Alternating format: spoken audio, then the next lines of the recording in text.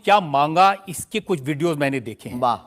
आप लोगों से कह रहे हैं कि आपके पास जितना चाहे दान दे दो, अपना मकान दे दो, फ्लैट दे दो, बंगला दे दो, घोड़ा दे दो, गाड़ी दे दो, सोना चांदी, बैंक, एफडी, मंगलसूत्र, अंगूठी, लुगाई लड़का छोड़ के सब मुझे दे दो। ये हमारा डिस्क्लेमर रहता है दरबार के पहले का। लोगों को जो भावनाएं रहती हैं कि गुरु परंपरा के लोग और साधु लोग दरबार इसलिए लगाते हैं, भगवान को इसलिए रखते हैं कि ये कमाई का जरिया बनाते हैं। और हमने अपने दरबार में बैनर लगा करके वो माइक पर ठोक करके बोलते हैं कि यहाँ किसी भी प्रकार का शुल्क, फीस, दक्षिणा नहीं लगता। पर अगर तुम शिष्य मानते हो अपने आप को और हम गुरु हैं, तो गुरु परंपरा के नाते अगर कुछ भी तुम दे दो, अगर आप भी इंडिया टीवी का ये हाउस हमारे नाम करें, कोई दिक्कत, और लेते भी हैं। लेना बुरा नहीं है, उपयोगिता बुरी है। लेकर के उसका सदुपयोग करते या दुरुपयोग करते। हम लेते हैं, कोई अगर देता है तो स्वीकार करते गुरु के नाते। हम उस परंपरा से हैं जहां अंगूठा तक दान गुरु को दे दिया जाता है, हम भी लेते हैं। कितना कमा लेते हैं? हमारी तो कोई फिक्स कमाई नहीं है, क्योंकि हमारी कोई कंपनी या बिजनेस नहीं है। कोई चढ़ा जाता है, हमारे पास करोड़ों सनातनियों का प्यार, लाखों करोड़ों लोगों की दुआएं, हजारों संतों का आशीर्वाद, इतनी कोई हमारी हिसाब कमाई किताब तो रखता होगा ना कि कितना पैसा आया। जितने सनातनी उतनी कमाई, हिसाब आप लगाओ।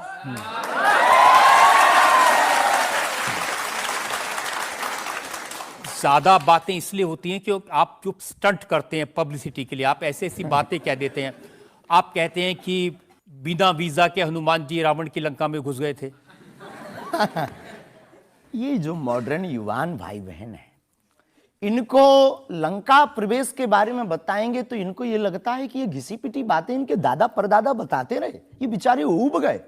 इनको कुछ ऐसा चाहिए कि उस अध्यात्म से कनेक्ट हो पाए। और जैसे रावण ने मुझसे फोन पे बात की। हाँ बिल्कुल, हम वही बोलने ही वाले थे। लगता है आज हमारी शक्ति आपके पास पहुंच गई। तो हमें आपको समझाना है, रावण से फोन का बात का मतलब सबके अंदर रावण बैठा है। कोई ऐसा दुनिया में नहीं जो गलत कृत्य देख रहा, गलत कर रहा और सच जानते हुए चुप है, वो रावण की दृष्टि का आदमी। तो इनसे कनेक्ट करने के लिए हमारा अध्यात्म इतना विशाल और इतना अथाह है कि उसमें कुछ भी आप डाल दो वो आप सोच रहे हैं कि आपको अध्यात्म पता है, इनको नहीं पता।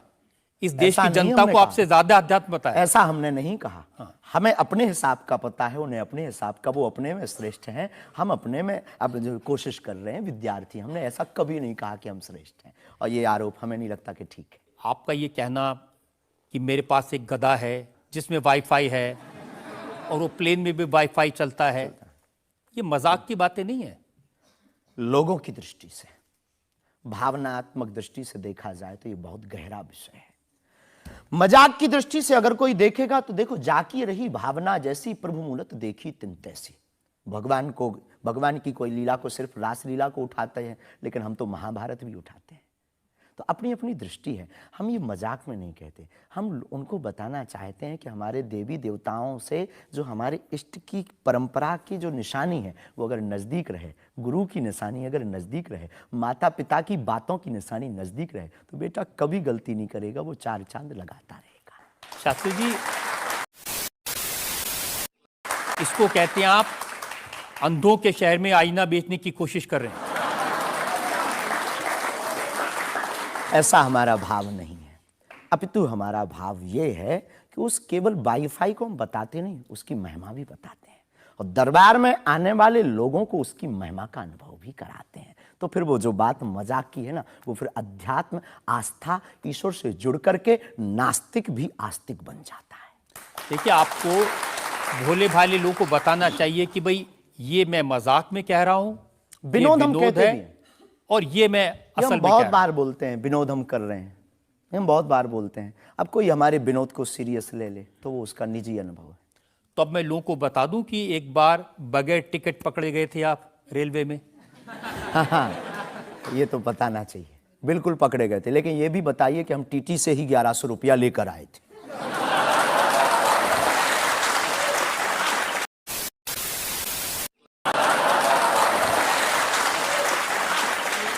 उसी टीटी से लेकर आए थे, और जिस वाईफाई की आपने चर्चा की उसी वाईफाई की दम पर उसके बाप का नाम बताकर लेकर आए थे।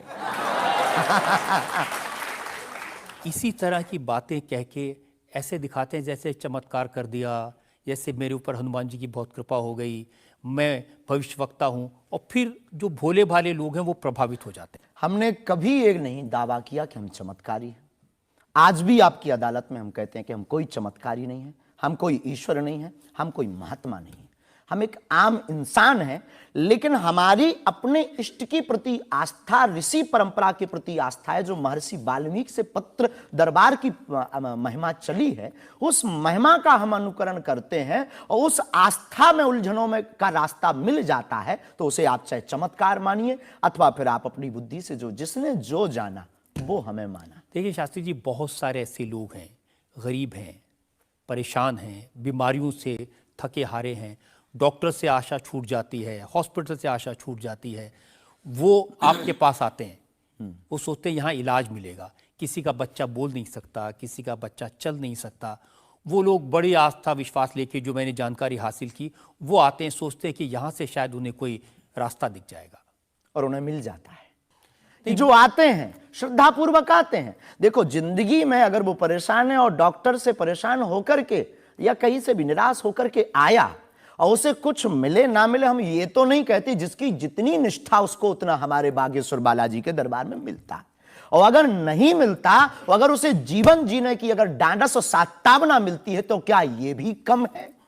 बिना पैसों में, बिना दक्षिणा दिए, बिना कुछ लगे अगर हनुमान जी से जुड़ रहा, अगर वो प्रभु से जुड़ रहा, अगर उसे जीवन जीने में 4 दिन की जिंदगी है, डॉक्टर ने कह दिया तो मर जाओगे, लेकिन बागेश्वर धाम के नाम से उसके चेहरे पे मुस्कुराहट है कि मेरा हारे का सहारा है, तो अगर ये मुस्कुराहट उसके चेहरे पर आती, इससे किसी को गुस्ताखी क्यों? देखिए, अगर बागेश्वर धाम आने से लोगों का इलाज हो जाता है, तो फिर आपको कैंसर हॉस्पिटल बनाने की क्या जरूरत है? यही तो हम बताना चाहते हैं कि दुआ और दवा दोनों आवश्यक है। हमने ये नहीं कहा कि हम डॉक्टरों के खिलाफ हैं। अब मैंने पूछ लिया तो आपने दवा ऐड कर दिया उसमें। नहीं, हमने औषधालय बागेश्वर धाम पर खुलवाया है, और मंदिर के समीप खुलवाया है। वहां पर ग्राम पंचायत का भवन है, वहां पर आयुर्वेदिक औषधालय है। दुआ और दवा मतलब नीचे दवा है, और वहां ठीक नहीं हुए तो दुआ के लिए चढ़ जाओ मंदिर पर, दोनों काम करें, ठीक है। और दोस्तों, अगर आपको मेरा ये वीडियो पसंद आया हो तो लाइक कर लो, शेयर कर लो, और वो जो घंटी है उसको दबा दो मेरे भाई, क्योंकि घंटी आप नहीं दबाओगे तो आपको नोटिफिकेशन आएगा नहीं। जब मैं कोई नया बढ़िया वीडियो डालूंगा तो घंटी फौरन दबा दो यार।